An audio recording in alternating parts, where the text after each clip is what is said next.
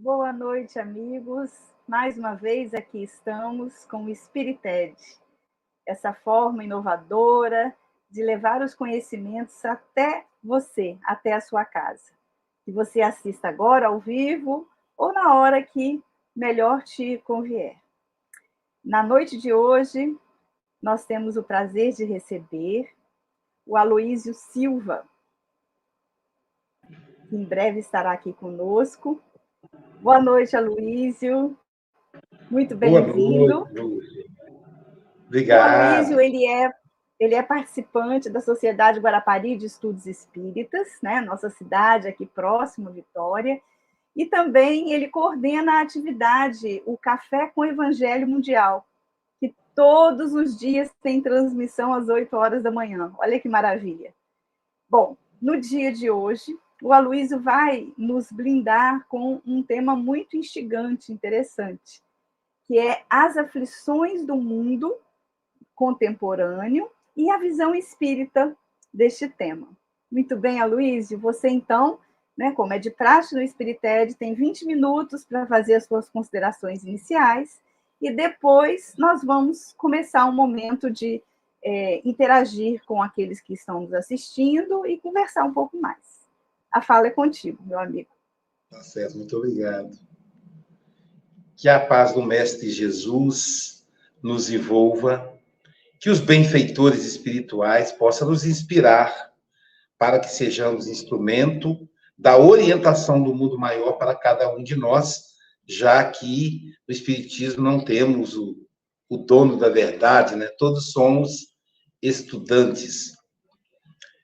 Jesus nos afirma: no mundo terei muitas aflições, mas eu estarei convosco. Sede, tende fé. E as aflições normalmente provocam o nosso estado de ansiedade. Por quê?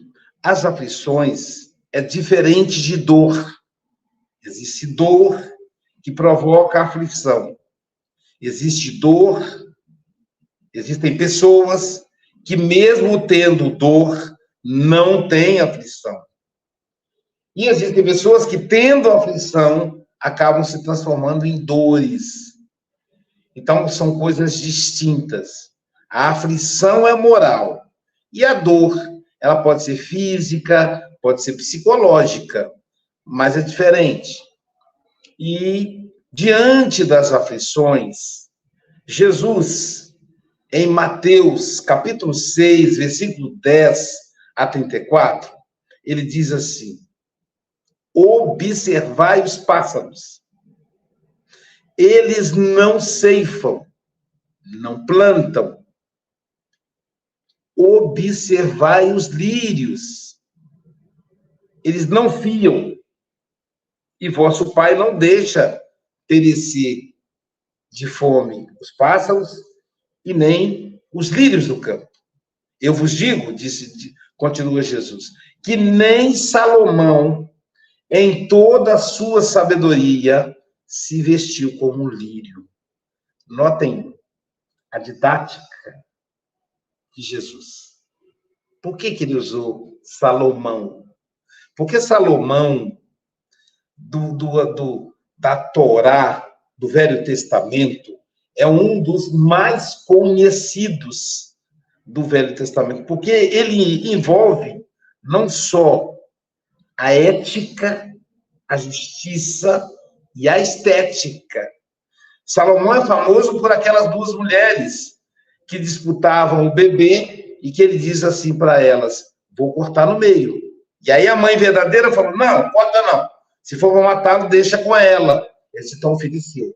Porque a mãe falsa queria que cortasse no meio. Então, é a sabedoria de Salomão.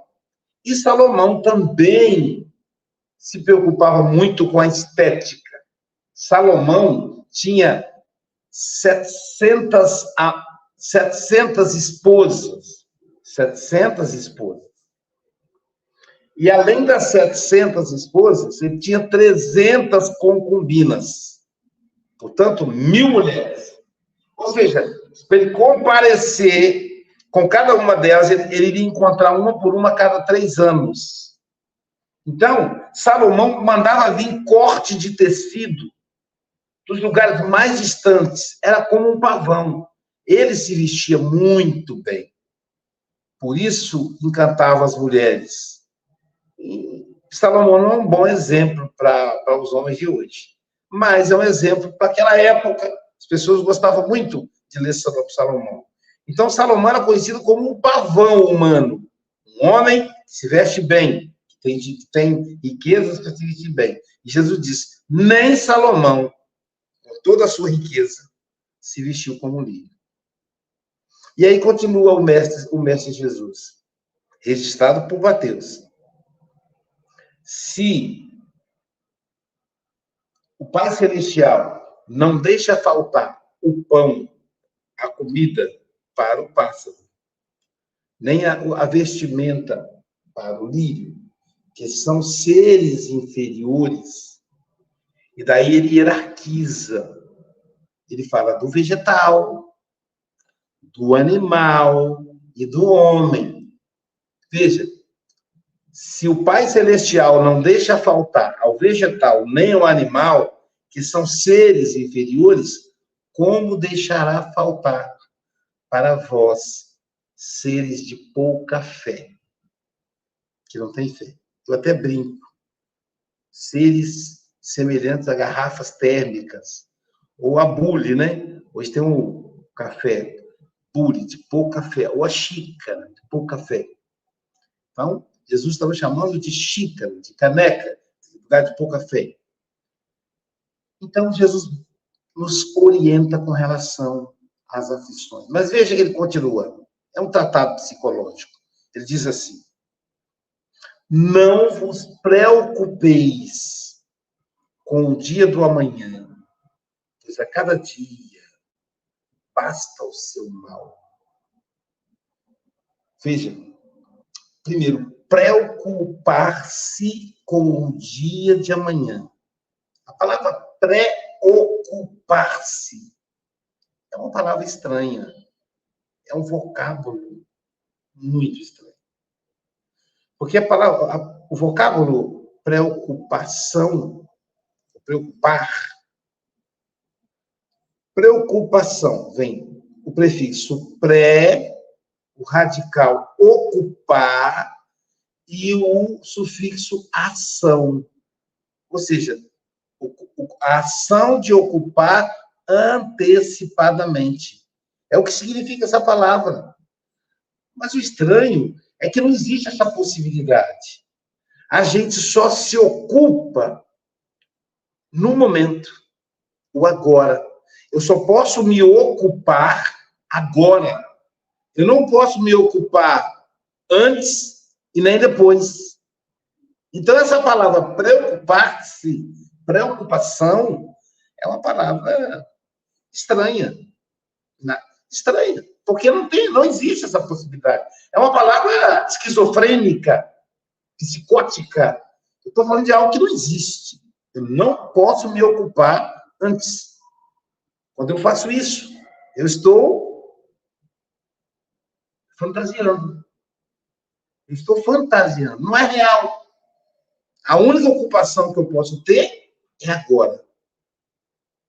Não é depois e nem é antes. O que passou, eu não posso mais. Qual o problema da culpa? Eu quero me ocupar com o passado. Não é possível mais, já foi. Também não posso me ocupar com o futuro. Isso é ansiedade. Já entra no processo de uma doença mental. Um processo patológico. Então, eu não posso me preocupar. Não existe isso. Então, não existe, Luiz, o planejamento. Sim, planejamento, sim. O plano, ele é um plano. Planejamento, em espanhol, quer dizer desenho. Desenho. Então, o planejamento é um desenho. Na maioria das vezes, não se configura. Quando a gente vê um prédio com 20 andares, 30 andares, com centenas de apartamentos, claro que esse prédio foi planejado, mas ele não foi executado tal qual foi planejado. Houve mudanças ao longo da execução. Então, eu não posso viver. Então, Jesus, não vos preocupeis com o dia do amanhã, porque cada dia basta o seu mal. E aí Jesus leva um outro ponto. O que nos ocupa de amanhã? O mal. O mal. Ninguém diz assim, eu estou tão sentido, porque amanhã eu vou ganhar uma Mega Sena, eu vou estar com muito dinheiro, oh, meu Deus, o que eu vou fazer com tanto dinheiro? Eu vou ter amanhã terei tanta saúde, o que eu vou... Ninguém pensa isso. O nosso problema é falta dinheiro, falta saúde, falta isso, falta segurança. De maneira que o medo leva a essas preocupações. O medo, e alguns medos são básicos. O medo da morte é um medo básico. Todos temos. Medo da fome,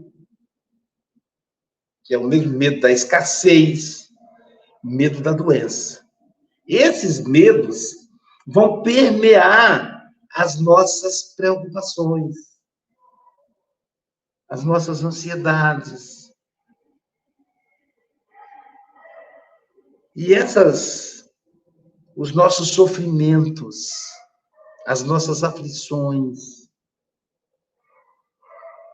Quando a gente vê uma guerra, além da compaixão, nós estamos vendo lá aquela guerra entre Israel e Palestina, na verdade é uma guerra de Israel, né, gente? Que são 11 mil palestinos mortos contra 1.000 e poucos israelenses. Quer dizer, há um massacre ali. Crianças, idosos. Isso mexe com a gente. Mas por que mexe? Porque lembra a possibilidade inconsciente disso acontecer conosco. A gente começa a imaginar o que eles estão vivendo. O medo de ser assaltado. É o medo da escassez. Então, esses medos básicos se manifestam de maneira contemporânea. E a doutrina espírita, ela é fabulosa. Por quê? Ela vem para nos consolar. Jesus diz assim, bem-aventurados os aflitos, porque eles serão consolados. De novo, Jesus trabalhando com temporalidade. Bem-aventurados os aflitos hoje, porque eles serão consolados. Então, é um tratado que Jesus está dizendo, ninguém vai ficar sozinho. Eu não vos deixarei órfãos. Se você está aflito, você será consolado. Ele garante isso. Serão consolados. E por que é bem-aventurado? Porque bem-aventurado lembra felicidade. Por que felizes os aflitos? E aí Jesus diz assim, existem coisas que vocês não podem entender, mas eu rogarei ao meu Pai, e ele vos enviará um consolador, que vos falará de coisas que eu não posso dizer agora. No Evangelho segundo o Espiritismo, tem um capítulo dedicado a esse item, bem-aventurados os aflitos. E o capítulo começa, causas das aflições. Quais são as maiores causas das aflições? Anteriores ou atuais? E nós espíritas, o que a gente pensa? A maioria das causas são anteriores, são de reencarnações passadas. Se hoje eu tenho diabetes, é porque na reencarnação passada eu fiz tal coisa. Se eu tenho uma família difícil, é porque na reencarnação passada eu cometi alguns crimes. Mas, para nossa surpresa, os espíritos vão dizer que a maioria das causas das nossas aflições são atuais. Uau! Atuais. Somos nós quem as construímos. Com as nossas ações, com as nossas atitudes, com a nossa dificuldade de nos relacionarmos com o mundo contemporâneo. Podemos falar de qualquer tipo de aflição. Vamos pensar aqui, a aflição por uma doença. Quem é que provocou essa doença? Um câncer, por exemplo. O câncer sempre, não tem exceção, matriz de culpa ou de mágoa. Por que eu não trabalhei o perdão? Eu tenho a opção de trabalhar o perdão. Mas eu não trabalhei. Não é fácil perdoar. É um processo. Mas por que eu não busquei ajuda quando aquilo me incomodava? Tentei colocar embaixo do tapete para que aquilo acabasse se multiplicando, contaminando as células físicas do meu organismo. Aloísio, a minha aflição atual é que eu tenho um filho gay. Então, o problema é com você. Por que você não se informou mais? Por que você não pesquisou o que é como é que funciona a população LGBTQIAT+. Você vai ver que isso é uma identidade. Os espíritos são diferentes. Quer dizer que eu não há encarnação, eu posso vir ao afetivo? Claro, faz parte. Mas eu aprendi que homem é homem, mulher é mulher. Mas você aprendeu com gente que é fundamentalista, que estudou pouco. E aí briga, expulsa de casa, se afasta da pessoa amada por ignorância. Uma aflição. Isso, gente, traz pessoas ao meu consultório. A pessoa chega, Luiz, eu vim trazer minha filha é lésbica. Não, o problema não está na sua filha, está com você. Vamos fazer uma sessões de tratamento com você. Não é com ela. Vamos abrir sua cabeça para você entender. É sua filha, é sua joia preciosa. Mas a minha aflição é o meu casamento que está indo mal. Como é que era o seu relacionamento? Como é que era o relacionamento dos seus pais? Como é que você conheceu essa pessoa? Como é que era antes do casamento? Vamos conversar sobre isso. Então, as aflições são morais. Quando Jesus diz, bem-aventurados os aflitos, porque serão consolados, e o Espiritismo é o consolador prometido, é porque o Espiritismo nos ajuda a entender isso. Joana de Ângeles é um tratado fantástico, com a sua formação transpessoal. Por isso, as aflições, sejam quais forem, são morais, não são. As consequências fisiológicas delas, sim. A dor, as doenças, mas as aflições são morais. Existem pessoas que passam por dores. Chico Xavier sentia dores horríveis nos olhos. Tinha angina, mas conseguia se manter calmo, sereno, tranquilo. Pessoas em estágio terminal, com morfina para dar conta da dor. Você pergunta a pessoa, como você está? Ela está tudo bem, graças a Deus. Está tudo bem, graças a Deus. Que Jesus nos abençoe agora e sempre. Muita paz. Aloísio, muito obrigada pelas suas palavras. Eu acho que deu assim um panorama, né, muito importante para a gente compreender as aflições.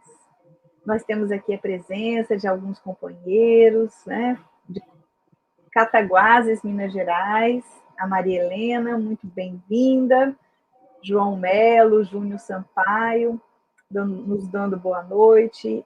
E eu gostaria de começar nessa segunda parte, assim, pedindo para você fazer algumas ponderações sobre essa questão das aflições e o conhece-te a ti mesmo, que é a pergunta 919 de O Livro dos Espíritos, que Santo Agostinho acaba nos dando assim uma forma de, né, nos encarar, me parecendo que a sua temática, a sua fala, leva nessa possibilidade. O que você acha? Será que é por aí mesmo? É uma boa indicação. Santo Agostinho, ele é uma espécie de precursor da psicologia moderna. Santo Agostinho, discípulo de Platão, filósofo, materialista, converteu-se aos 30 anos ao catolicismo. E dos 30 até o fim da vida, a sua dedicação foi tamanha que lhe deu a condição de santo, um dos pais do cristianismo moderno. Santo Agostinho estudou a obra platônica, A República. E no livro A República, Platão torna a vida espiritual algo factível, algo materializado, algo compreensível. Vai explicar como é que funciona o mundo dos sábios, que é o mundo espiritual, traduzindo, né? E aí Santo Agostinho pega a obra de Platão, A República, que ele conta a história do mundo das ideias, que para nós espíritas, do mundo espiritual, Santo Agostinho transforma isso e escreve um livro chamado Cidade de Deus, que é o pensamento platônico adaptado ao cristianismo. Olha que genialidade. É por isso que ele é profundo. Ele é um dos pilares do Livro dos Espíritos. Conhece-te a ti mesmo. E aí, ele se refere a Sócrates. Conhece-te a ti mesmo, porque ele estudou a obra socrática. Joana de Ângeles publicou um livro chamado O Despertar do Espírito. Tem um texto que eu apresentei hoje, inclusive está nas redes sociais, curso de transpessoal Joana de Ângeles.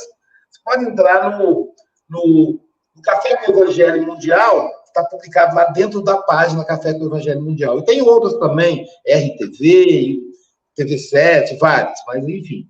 E nesse texto, o espelho é encontro de si consigo mesmo. Ela vai falar que a ignorância de si mesmo é o grande causador das aflições. É o grande causador. Interessante demais. Olha só, o Júnior Sampaio, ele faz um comentário e uma pergunta. Ele diz assim: poderíamos concluir que nossas aflições, de alguma forma, podem ser evitadas com informação ou letramento? Continuando, uma vez que nossos preconceitos seriam supostamente base tanto na moralidade quanto na desinformação? Sim, sim. Veja o que a gente vai ver no Livro dos Espíritos. Diz assim: o espírito foi criado simples e ignorante. Simples quer dizer perfeito. Tudo que é simples é gostoso, não é não? Olha só, Chico Xavier era simples. Jesus, simples. Uma caneca de café, um pedaço de queijo, simples. Um pedaço de breja. Que é simples, perfeito. Mas, porém, é simples e ignorante. Então, é uma pessoa simples que ignora a própria simplicidade. É uma pessoa perfeita que ignora a própria perfeição. Logo, Sócrates propõe o quê? A maiêutica, o parto das ideias, a busca. Só que isso não é tão simples, que eles chamam de parto. Para isso é preciso o quê? Estudar, letramento, informar-se e buscar ajuda de quem domina o assunto. Se eu estou com um problema de obesidade, não adianta eu ficar fazendo dieta que o outro indicou. Preciso estudar o que é a obesidade. Que consequências a obesidade traz para mim? Quais são os tratamentos melhores no campo da obesidade? Preciso estudar o assunto que está me incomodando. Se eu tenho um problema racial, por exemplo, eu percebo que o meu filho foi discriminado, que o meu marido, que é negro, passou por humilhação. Eu preciso estudar sobre isso. Porque senão eu mesmo, sendo mulher branca, sei que eu tenho filhos que namorou com mulher branca, eu mesmo sendo mulher branca, eu sou racista com o meu amor. Não porque eu quero, porque é inconsciente, porque é resultado de um processo que eu não domino. E o inconsciente, ele é traiçoeiro, ele atravessa, porque nós somos movidos pelos sentimentos e pelas emoções. E por que somos movidos? Porque isso faz parte do instinto animal, que nós já atingimos o ápice. Agora nós estamos no estado hominal, em que estamos no estado da razão, estamos ainda no início da evolução. Então eu preciso botar o meu sentimento, as minhas emoções sobre a razão. Joana diz o seguinte, nesse texto, o espelho, o encontro do si. Quando eu trago as emoções, o sentimento, as aflições para a razão, elas desaparecem. O Freud diz o seguinte, quando eu trago os sentimentos, as emoções dos sintomas físicos para a razão, o sintoma desaparece, como um toque de mágica. Então, eu preciso de letramento, preciso de pesquisa, preciso de me conhecer. Me conhecer não é só ficar me perguntando, eu me amo, não é autoajuda. Me conhecer e estudar aquele aspecto que está incomodando, que está trazendo aflição. E qualquer pessoa pode fazer isso. Existe hoje a internet, os livros. O mundo hoje é extraordinário, gente. Oh, meu Deus. Eu sou muito grato por estar reencarnado. Daqui a menos de 2 meses eu completo 60 anos. Que maravilha. Como é bom estar aqui agora. Eu sou da época da a fita cassete, do LP, do compact disc, da televisão preto e branco. Eu sou dessa época, eu vivi tudo isso junto com a tecnologia de fazer uma palestra através de um aparelho celular. Que além de servir para fazer palestra, para eu escrever meus livros, que eu escrevo através do WhatsApp, meus livros são escritos pelo WhatsApp. Fazer palestra, escrever meus livros, fazer vídeos, e ainda serve como telefone. Pode ser que você nem acredite. Mas ainda Verdade. É uma maravilha, né? E é muito interessante que na década de 60, um visionário, ele observou essa possibilidade das ligações serem com vídeo, né? Ele viu que existia um caminho para isso. É tão pouco tempo, mas é tão maravilhoso hoje a gente ter essa oportunidade de estar interagindo aqui, né? Facultando para nós essa possibilidade de compreensão. Nós temos uma outra pergunta agora do João Melo. Ele diz assim, o apego em demasia às coisas, objetos e pessoas, até mesmo às plantas, pode trazer sofrimento? Bem interessante. 600 anos antes de Cristo, existiu um personagem chamado Diógenes. Diógenes foi o criador do movimento dos cínicos, o cinismo. Só que a palavra cínico do grego, não tem o mesmo significado vulgar de hoje.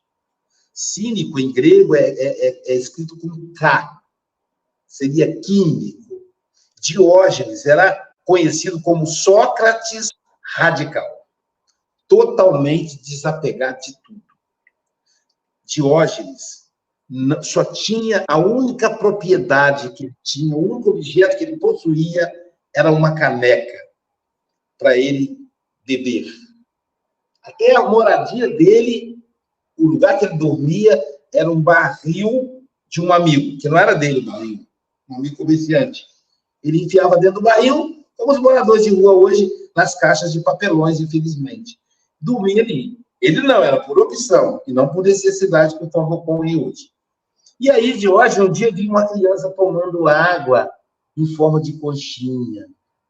E ele lançou a caneca fora e disse, nem disso eu preciso. Admirado, Diógenes. Diógenes defendia a ataraxia, quietação da alma, significa. A alma deve quietar-se. A gente se conhecer, a primeira coisa que a gente precisa é se aquietar, se acalmar, para perceber a ambiência.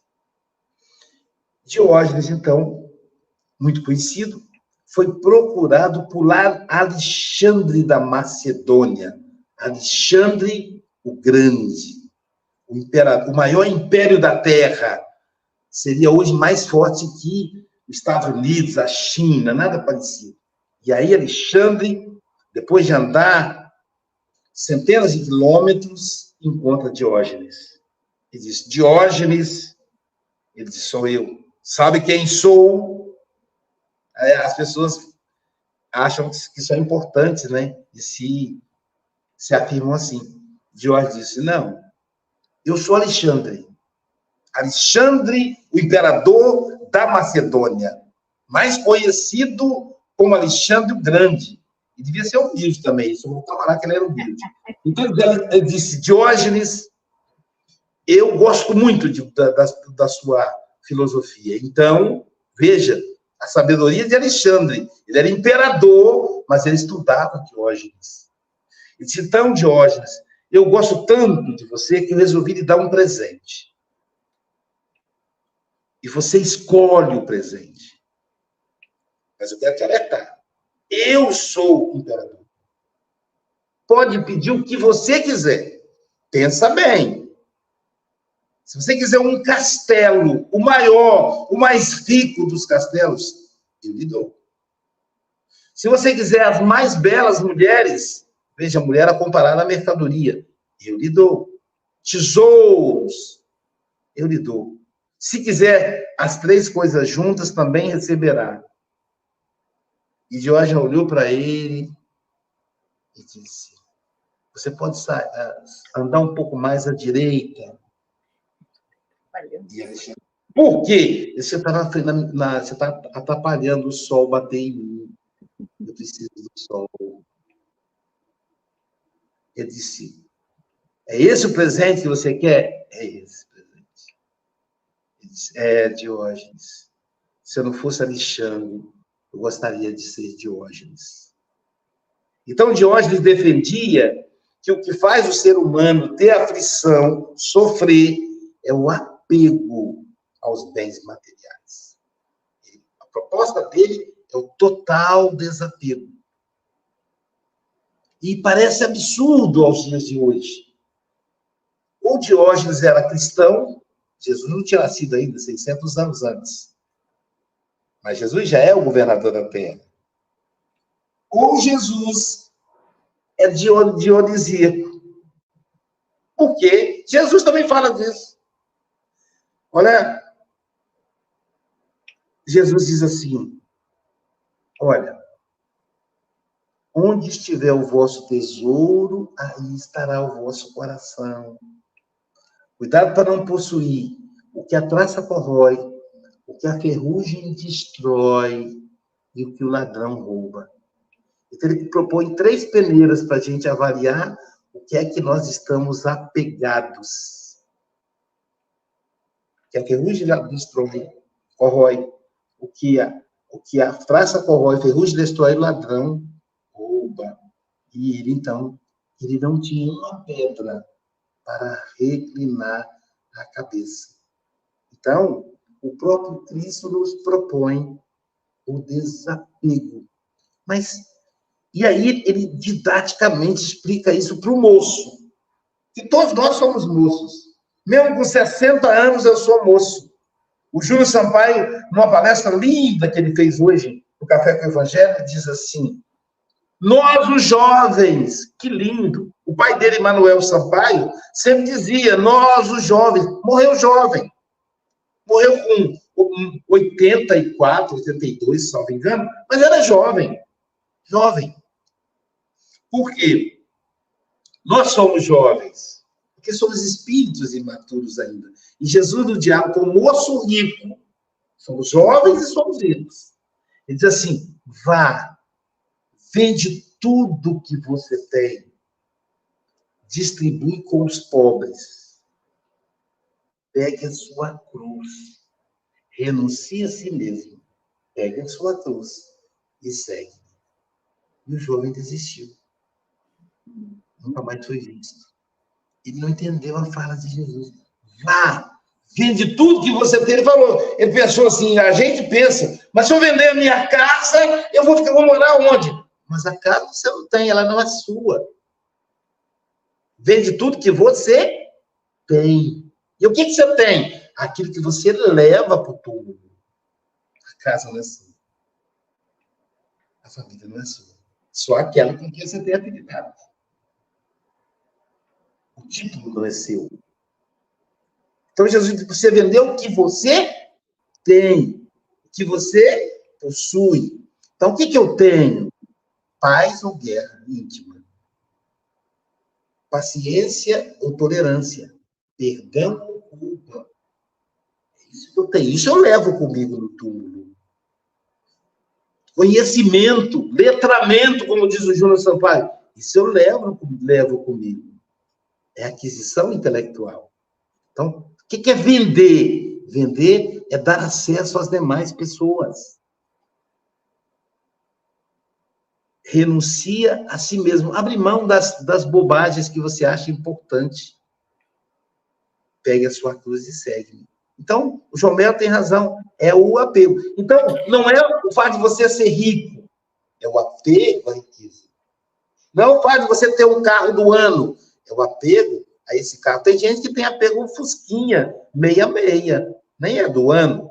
Não é o fato de você ter um corpo esbelto. É o fato de você ser escravo desse corpo. É o apego. Porque esse corpo vai envelhecer e vai ficar para trás. Então, é o apego ao cachorro, é o apego à esposa, é o apego ao instrumento musical, é o apego ao título na casa espírita. Ainda bem que é passageiro, eletivo. Não tem sacerdote, né? O sacerdote Aloísio. Não, ele pode ser presidente da casa, ele está presidente da casa espírita. Aloísio, eu sou o presidente. Não é, você está. O Jorge Godinho, por exemplo, está presidente da fé. Lindo, Jorge Godinho. Quando ele fala que transmite paz. E eu convidei ele para fazer a abertura oficial do Café com o Evangelho 2024. 2023 foi ele, dia 1º de janeiro, todo mundo descansando, todo mundo ali com a maioria das pessoas com ressaca da virada do ano, e o Jorge Godinho, 8 horas da madrugada, ali, falando para nós, no mundo inteiro, sobre o Espiritismo, abrindo o ano do Café com o Evangelho. Espero que ele faça de novo 2024, estou tentando, já reservei a agenda para ele. E vamos ver que ele consiga, mas não é falta de boa vontade, que ele tem boa vontade em 2023. Então, mas mesmo assim, ele está, como o doutor Bezerra, esteve presidente da Federação Espírita Brasileira. Exato. Então, não podemos nos apegar. Né? O essencial, diz Exupéry, Anthony Saint-Exupéry, na obra Pequeno Príncipe, o essencial é invisível aos olhos. Então, não podemos apegar nada que seja visível, porque não é essencial. Quanto mais bens materiais, mais preocupar-se, né, estaremos no processo. Exato. Porque tem compromisso, tem responsabilidade. Né? Exato. Olha, temos mais uma pergunta aqui do João Melo, e ele diz assim, no mesmo tom, né, do questionamento anterior. E o que poderíamos fazer para auxiliar uma pessoa com essas características que são, né, dos bens materiais e por aí vai? Convidá-lo a conhecer a si mesmo. E o espiritismo é uma filosofia extraordinária para isso. É o que me prende ao espiritismo, é o autoconhecimento. É o que me encanta, é o que me transforma num entusiasta. Eu sempre tinha um sonho de atravessar a minha existência física, fiel à doutrina espírita. Porque muitos colegas desistiram. Eu vi Hugo Azevedo Silva, que já era um ancião, foi meu professor de espiritismo, né, lá em Vila Velha, porque fui presidente da Sexta URI, e ele, da UMI, Alcino Pereira, eram uns líderes lá, e eu era menino. E eles me colocaram para ser presidente deles. Então, eu sabia que ali era muita generosidade deles, porque eu não merecia aquele cargo. E o Hugo Azevedo, um dia eu conheci o pai dele. Eu digo, uai, você que tem pai que é espírita? Então, ele foi espírita a vida inteira. Aí ele foi falando da mocidade espírita. A mocidade espírita que participou, Manuel Sampaio, Júlio César Grande Ribeiro. A mocidade espírita lá de Cachoeira do Itapemirim, que formou um movimento, estruturou o movimento espírita capixaba. Aí eu pensei, naquela época, eu novinho, eu fui da mocidade espírita, do grupo espírita Allan Kardec, junto com o Júlio Sampaio, e eu pensei assim, eu quero ser igual ao seu Hugo, eu quero envelhecer, eu quero embranquecer meus cabelos, os meus não embranquecem por causa do passe, né? Eu tomo passe toda semana e fica pretinho assim. Então, eu quero embranquecer meus cabelos, envelhecer, ser vovô, já sou, dentro da filosofia espírita. E, gente, quanto mais tempo passa, mais apaixonado eu fico. Então, convida, dialoga, vende tudo que você tem e distribui. Então, distribui com essas pessoas. Tem um amigo de treinamento funcional, ele não é espírita, e ele me segue algumas coisas, então ele fica tentando, né, dialogar comigo. Aí ele falou comigo assim, Aloysio, aí todo mundo ficou atento, professor, ele me chama de professor, não que eu seja professor, sou aluno igual ele, mas porque eu sou aposentado como professor, né? Professor, tem uma mulher, tem uma pessoa que é tão pobre, mas tão pobre, que a única coisa que ela tem é dinheiro.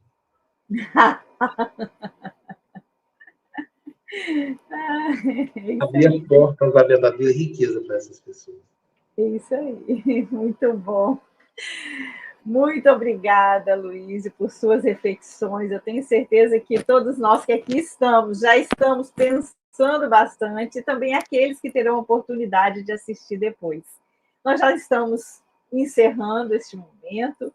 Eu gostaria que você desse as suas palavras finais para a gente finalizar essa transmissão. Eu quero agradecer pela oportunidade, também parabenizar a Federação pelo Espirited, esse espaço tão gostoso. É a primeira vez que eu participo, mas dá para ver que é muito gostoso, porque esse bate-papo, esse momento de interação é muito bom. Eu adoro, gosto muito. Lá nos Estados Unidos, em Massachusetts, em Peabody, tem um grupo espírita, Cantinho da Luz, que eles foram os pioneiros no podcast. Tanto que Espiritismo Cast, uma coisa assim. E foi ali que eu descobri a beleza desse modelo. Isso há muitos anos atrás, há 10, 15 anos atrás, onde ainda não existia a palavra Cantinho Cast é o nome. Ninguém conhecia podcast. Eles foram pioneiros. E me ensinaram esse espaço gostoso de troca. Então, parabenizar a Federação Espírita pela iniciativa, o pessoal do Espirited aí, e é uma delícia estar aqui. E que a gente, como propõe Jesus, que a gente vá e venda tudo que temos e distribui com aqueles que são pobres. Como diz o meu amigo Sandrinho, aqui da violaria, né? Aquelas pessoas que é tão pobre, que só tem dinheiro. E também aqueles que não têm dinheiro, mas também, enfim, as pessoas pobres de si mesmo. Muita paz. Muita paz para todos nós, uma boa noite para vocês, um bom dia, uma boa tarde, aqueles que vão nos assistir depois. Aloísio, muito obrigada. Estejam em paz todos vocês aqui presentes. Obrigada pela presença, todo mundo. Um abraço, povo. Tchau, tchau.